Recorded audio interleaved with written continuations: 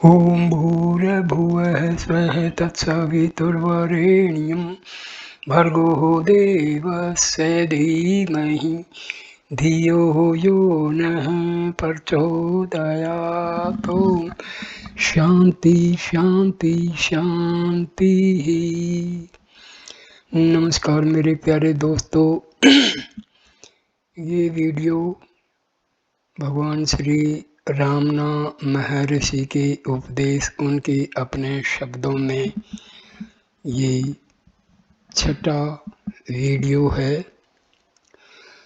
और पिछले वीडियो का जो हेडिंग था वो था ज्ञान।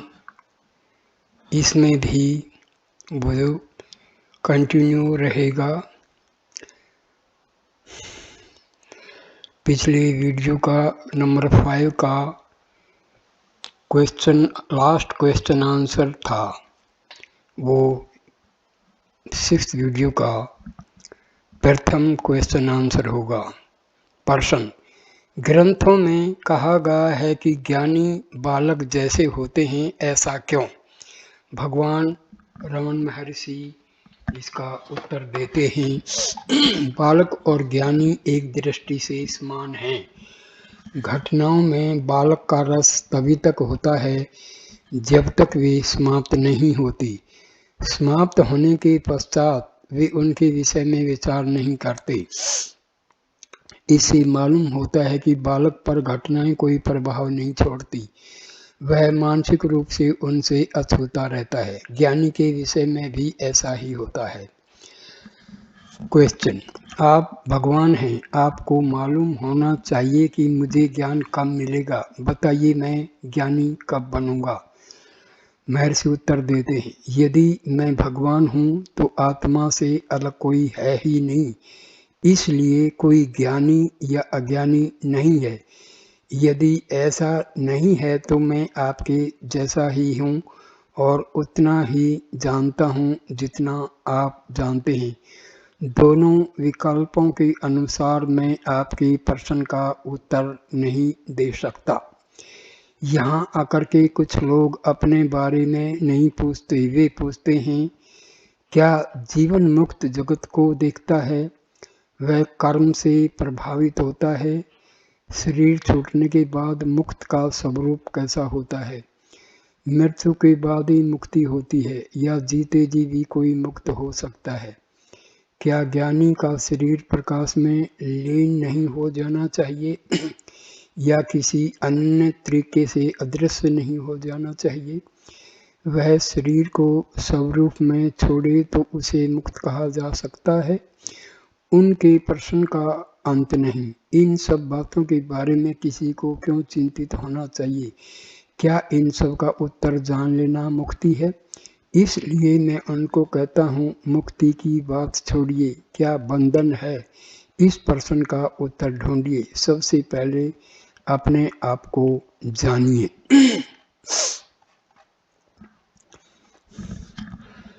अब अगला टॉपिक है आत्मा अनुसंधान सिद्धांत। स्मरण होगा कि आत्म भान एवं आत्म विस्मृति के प्रकरण में श्री रमन ने कहा था, देह मन के माध्यम से कार्य करने वाला कोई व्यक्ति है। इस विचार को त्यागने मात्र से आत्म साक्षात्कार किया जा सकता है। उनके भक्तों में से कुछ परिपक्व साधक तुरंत इसे सरलता से सिद्ध करने में समर्थ थे, किंतु दूसरों के लिए जीवन भर की दृढ़ वैचारिक आदतों को किसी विशेष प्रकार की आध्यात्मिक साधना के बिना त्याग कर इसे सिद्ध करना असंभव था। श्री रमन उनकी इस मुश्किल परिस्थिति से सहानुभूति रखते थे और जब भी आत्म सभानता बनाए रखने के लिए किसी दूसरी पद्धति बताने के लिए प्रार्थना की जाती थी तो वे आत्मा अनुसंधान नाम की युक्ति बताते थे। यह साधना पद्धति उनके व्यावहारिक आध्यात्मिक उपदेश का मूलाधार थी। अगले 3 प्रकरणों में इसके सभी पहलुओं को विस्तार से प्रस्तुत किया जाएगा। इस युक्ति का वर्णन करने के पूर्व श्री रमन के मन के सब स्वरूप विषयक विचारों को समझना आवश्यक है, क्योंकि आत्मा अनुसंधान का लक्ष्य स्वानुभव से यह जानना है कि मन का अस्तित्व नहीं है। श्री रमन के मतानुसार मन तथा शरीर की प्रत्येक समान क्रिया के केंद्र में कुछ न कुछ करने वाला मैं है, जिसका अस्तित्व पूर्व धारणा के रूप में बिना सोचे विचारे ही सच्चा मान लिया जाता है। मैं सोचता हूँ, मैं याद करता हूँ, मैं कार्य करता हूँ इत्यादि में मैं सब क्रियाओं की जिम्मेदारी अपने ऊपर ले लेता है। श्री रमन इस सामान्य भाव को अहम वृत्ति कहते थे। अहम वृत्ति का अर्थ मन की निरंतर बदलने वाली मूल वृत्ति होता है। आत्मा अर्थात सच्चा मैं कभी भी मैं करता हूँ या मैं सोचता हूँ ऐसी कल्पना नहीं करता, लेकिन जो मैं इन सब कल्पनाओं को करता है वह मन की सृष्टि है। अतः उसे आत्मा का बुद्धि में पड़ा हुआ प्रतिबिंब माना जाता है। अहम वृत्ति का यह वर्णन कुछ जटिल सा है, इसलिए मैंने सामान्यतया संक्षेप के लिए अहम विचार शब्द का प्रयोग किया है।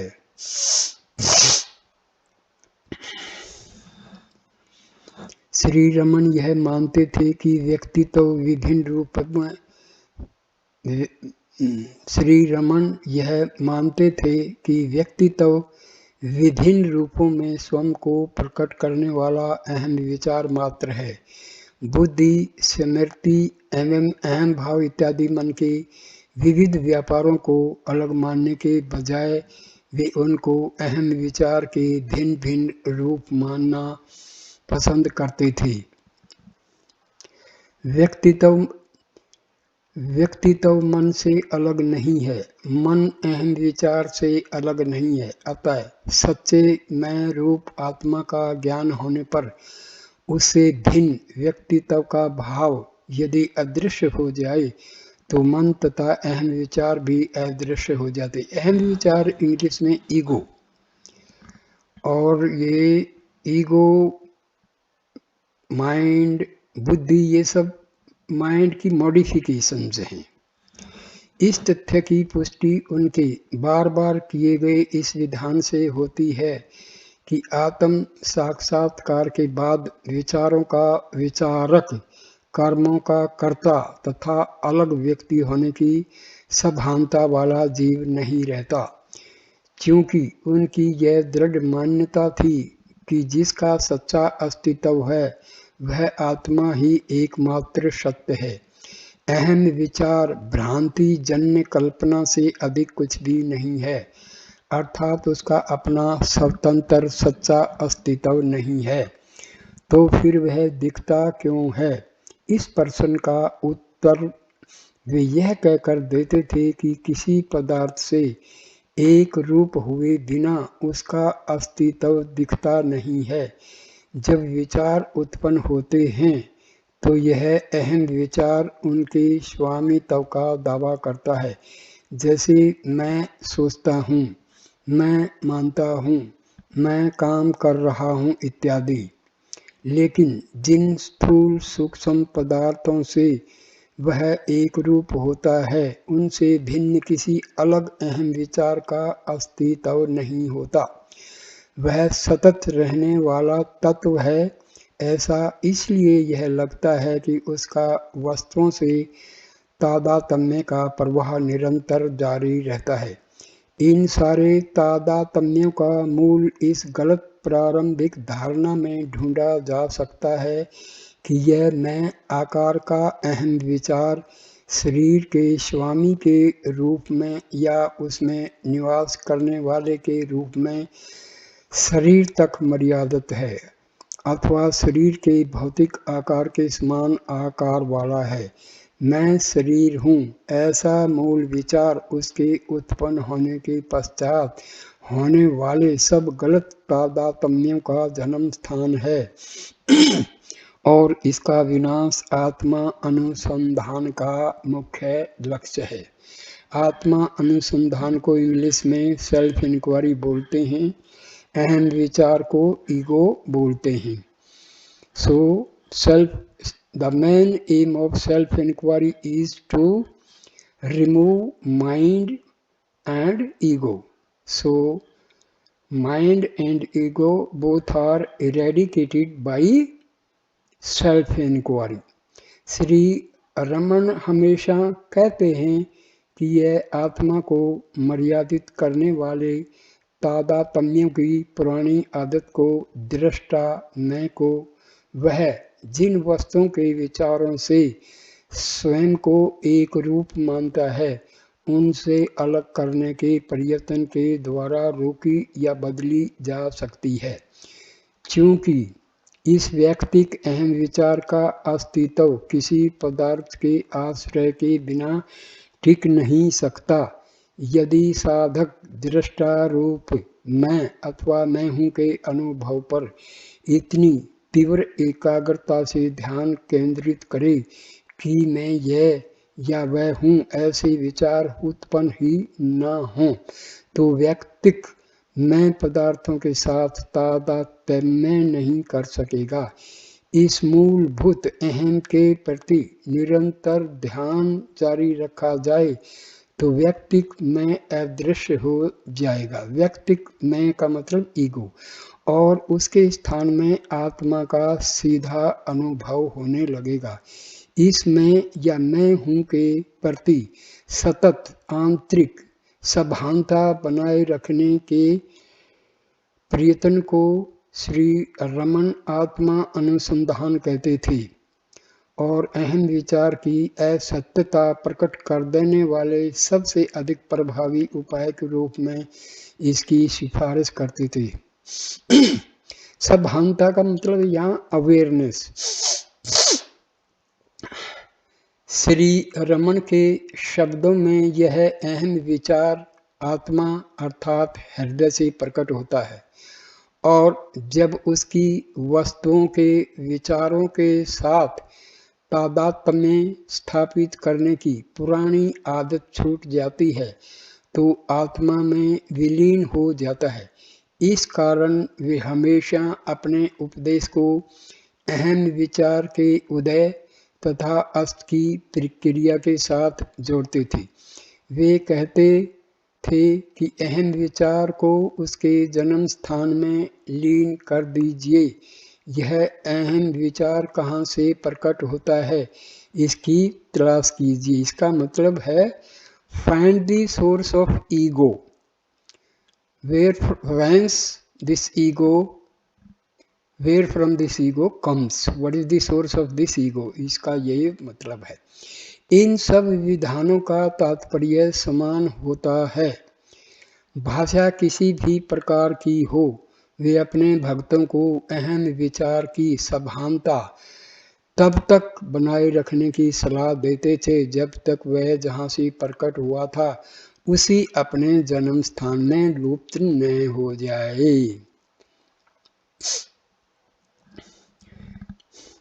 वे अक्सर कहा करते थे कि मैं का निरंतर विचार करने से अथवा बार बार अहम का मानसिक उच्चारण करने से भी सही दिशा में गति प्रगति हो सकती है, लेकिन यह ध्यान में रखना जरूरी है कि अभ्यास की यह प्रारंभिक भूमिका है।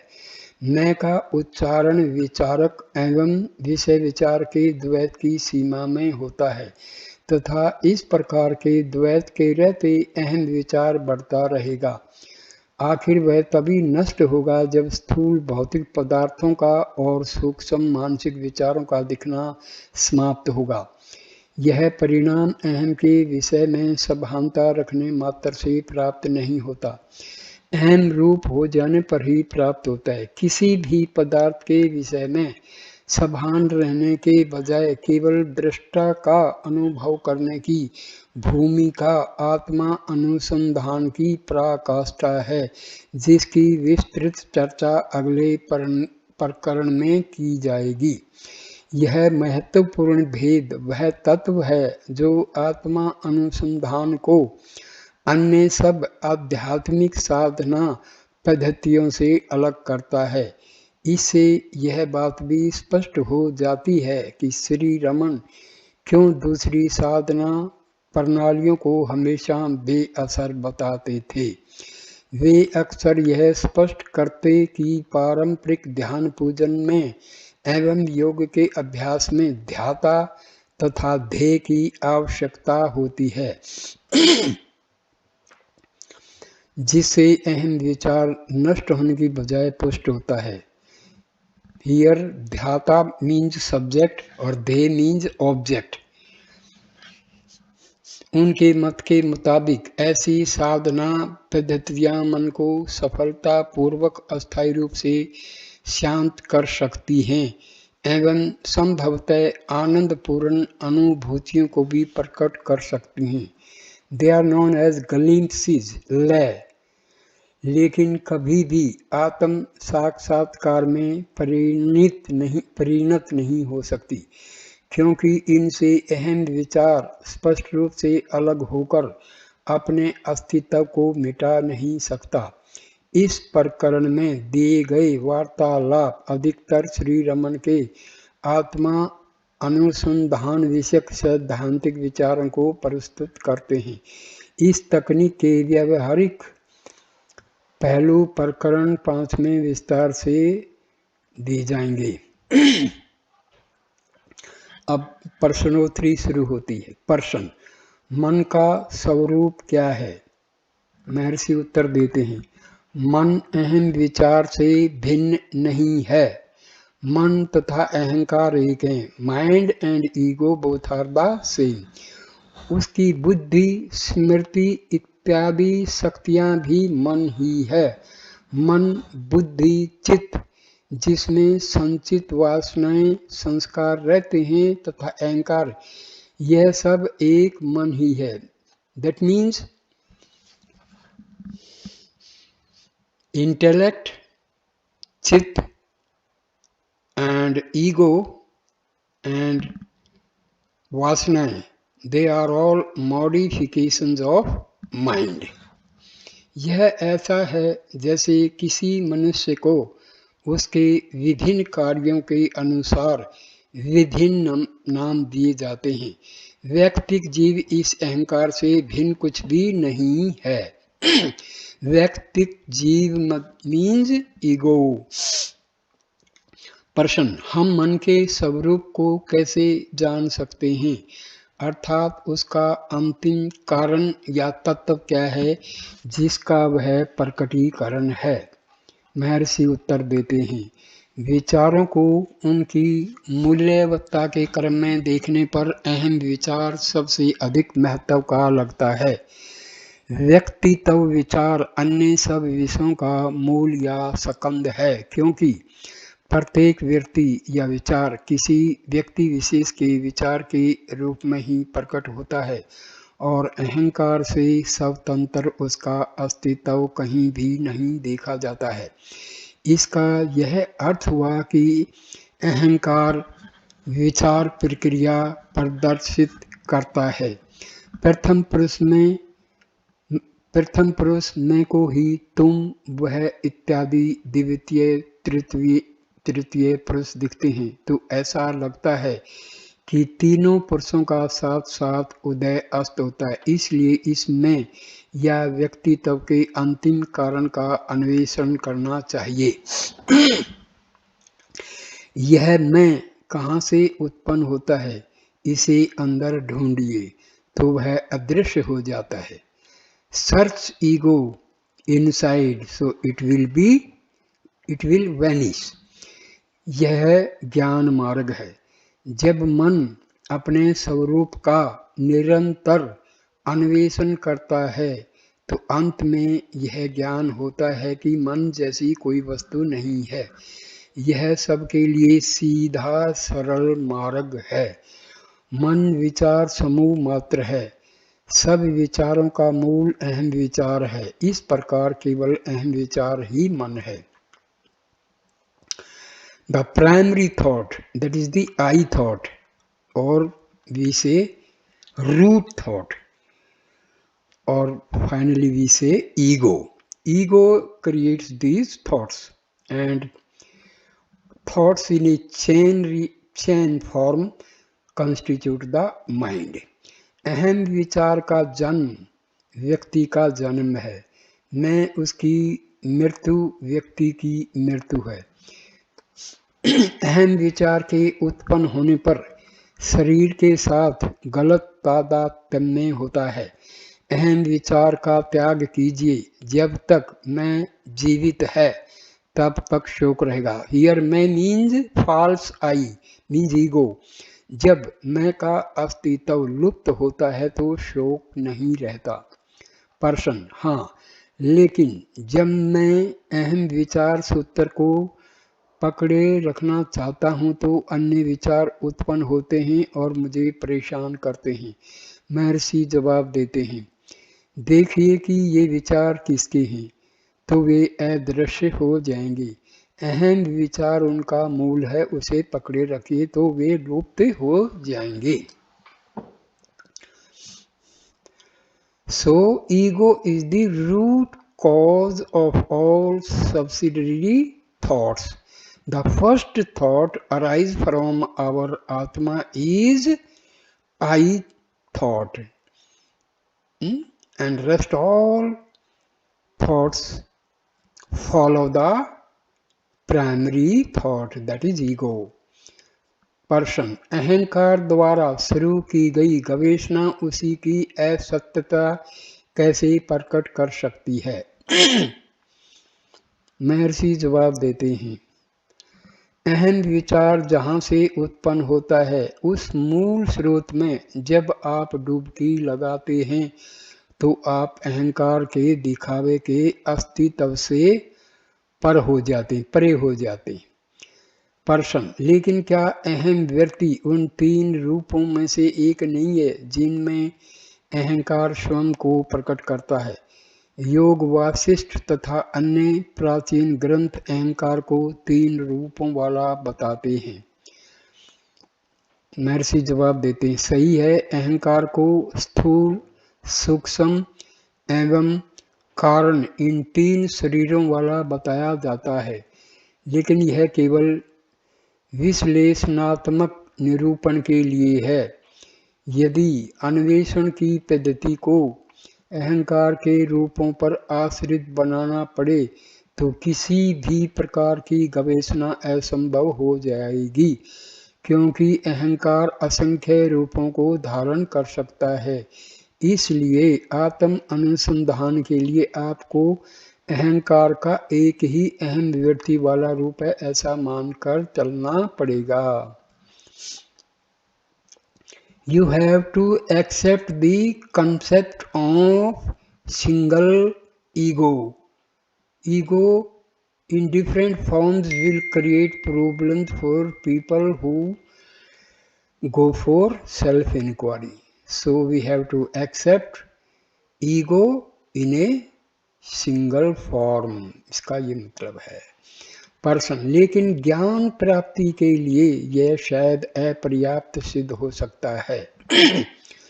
महर्षि उत्तर देते हैं, अहम व्यक्ति के सूत्र को पकड़कर आत्मा का अनुसंधान करना ऐसा है जैसे कुत्ता सूंघ कर अपने मालिक को पा लेता है। मालिक चाहे अनजाने दूर के स्थान में हो, लेकिन यह कुत्ते के मार्ग में विघन नहीं बनता। उस प्राणी के लिए अपने मालिक की गंध ही पर्याप्त संकेत है। उसके वेश की, आकार की, ऊंचाई इत्यादि की जानकारी जरा भी आवश्यक नहीं है। कुत्ता उसे ढूंढते समय उसकी गंध को एकाग्रता से सूत्र की तरह पकड़े रहता है और अंत में उसे पाने में सफल होता है। पर्सन, मन की दूसरी वृत्तियों को छोड़कर इस अहम वृत्ति के मूल की तलाश को ही आत्म साक्षात्कार का सीधा मार्ग क्यों माना जाए, यह प्रश्न फिर भी अनुत्तर रहता है। महर्षि उत्तर देते हैं, यद्यपि मैं या मैं हूँ का भाव दुनिया के व्यवहार में अहम वृत्ति माना जाता है, लेकिन वस्तुतः यह मन की अन्य वृत्तियों की तरह साधारण वृत्ति मात्र नहीं है, क्योंकि परस्पर असंबद्ध अन्य सब वृत्तियों से भिन्न यह अहम वृत्ति मन की दूसरी सब वृत्तियों से तात्विक रूप से संबंध है। अहम वृत्ति के बिना अन्य कोई भी वृत्ति टिक नहीं सकती, लेकिन स्वयं अहम वृत्ति मन की अन्य वृत्तियों के बिना भी स्वतंत्र रूप से रह सकती है। इस कारण अहम वृत्ति अन्य सब वृत्तियों से मूलभूत रूप से भिन्न है। हियर अहम वृत्ति means ego, I thought, root thought, primary thought. So this is different from other thoughts. Other thoughts, they depend upon the root thought, but root thought does not depend upon any other thought. So this is self-independent. इससे यह स्पष्ट है कि अहम वृत्ति के मूल की तलाश अहंकार के किसी एक रूप के आधार की तलाश नहीं है, बल्कि उस मूल स्रोत की तलाश है जहाँ से मैं का भाव प्रकट होता है। इट मीन्स हियर मूलभूत जो सोर्स है ईगो का, वो है हमारी आत्मा। दूसरे शब्दों में अहम वृत्ति रूप अहंकार के मूल की तलाश, हियर मूल मीन्स आत्मा, एवं उसकी प्राप्ति आवश्यक रूप से अहंकार तथा उसके प्रत्येक संभावित रूप से पर होने का मार्ग है। प्रश्न, यह स्वीकार करने पर भी कि स्वतः अहम वृत्ति में अहंकार के सभी रूपों का समावेश होता है, आत्म साक्षात्कार के लिए केवल उसी वृत्ति का आश्रय क्यों लिया जाना चाहिए? महर्षि उत्तर देते हैं, क्योंकि केवल वही आपके अनुभव का अपरिहार्य सूत्र है और उसके मूल की तलाश करना ही एकमात्र व्यवहार्य मार्ग है जिसका आत्म साक्षात्कार के लिए आप आश्रय ले सकते हैं। कहा जाता है कि अहंकार का एक रूप कारण शरीर है, गाढ़ निद्रा की अवस्था है, लेकिन आप उसे अपनी तलाश का अक्षेत्र कैसे बना सकते हैं? जब अहंकार उस रूप का आश्रय लेता है तो आप गहरी नींद के अंधकार में डूबे रहते हैं। प्रश्न, लेकिन क्या अहंकार अपने सूक्ष्म एवं कारण शरीर वाले रूपों में अमूर्त और अत्यंत अग्राह्य नहीं होता, जिसे उसकी जागृत अवस्था में ही की गई तलाश से पकड़ पाना असंभव है? उत्तर, नहीं। अहम वृत्ति के मूल का अन्वेषण अहंकार के पूरे अस्तित्व को स्पर्श करता है। इस कारण अहंकार के रूपों की सूक्ष्मता तथा अग्राह्यता विशेष महत्व नहीं रखती। प्रश्न, जबकि एकमात्र लक्ष्य आत्मा की पूर्णता का अथवा शुद्ध सत्ता का अनुभव प्राप्त करना है जो किसी भी तरह अहंकार के आश्रित नहीं है, तब अहम वृत्ति रूप अहंकार विषयक अन्वेषण उपयोगी कैसे हो सकता है? महर्षि इसका उत्तर देते हैं, कार्यकारी रूप में अहंकार का केवल एक लक्षण है। अहंकार शुद्ध चेतन रूप आत्मा तथा अचेतन शरीर के बीच गांठ रूप है। इस कारण इसे चित्त जड़ ग्रंथि कहा जाता है। अहम वृत्ति के मूल के अन्वेषण के दौरान आप अहंकार के तात्विक चिद्रूप पहलू का आश्रय लेते हैं। इस कारण आपका अन्वेषण आपको अवश्य आत्मा के शुद्ध चैतन्य के अनुभव की ओर ले जाता है। आपको अपने आप में शुद्ध अहम का तथा अहम विचार का भेद अवश्य करना चाहिए। अहम विचार वस्तुतः विचार मात्र है, इसलिए वह दृष्टा और दृश्य को देखता है, सोता है, जागता है, खाता है, सोचता है, मरता है और फिर जन्म लेता है। लेकिन शुद्ध एवं शुद्ध सत्ता या अस्तित्व है जो अज्ञात तथा विचार रूप भ्रम से मुक्त है। यदि आप निर्विचार होकर केवल सत्ता रूप अहम बनकर रहें तो अहम विचार अदृश्य हो जाएगा और भ्रम हमेशा के लिए मिट जाएगा। चलचित्र गृह में आप बहुत मंद प्रकाश में अथवा अंधकार में चित्र देख सकते हैं, पूरे प्रकाश में चित्र लुप्त हो जाते हैं। इसी तरह परमात्मा के पूर्ण प्रकाश में सारे पदार्थ अदृश्य हो जाते हैं। इस वीडियो को मैं यहीं विराम देता हूँ। नमस्कार मेरे दोस्तों, please like, comment and share the video and subscribe the channel. Thanks a lot. नमस्कार।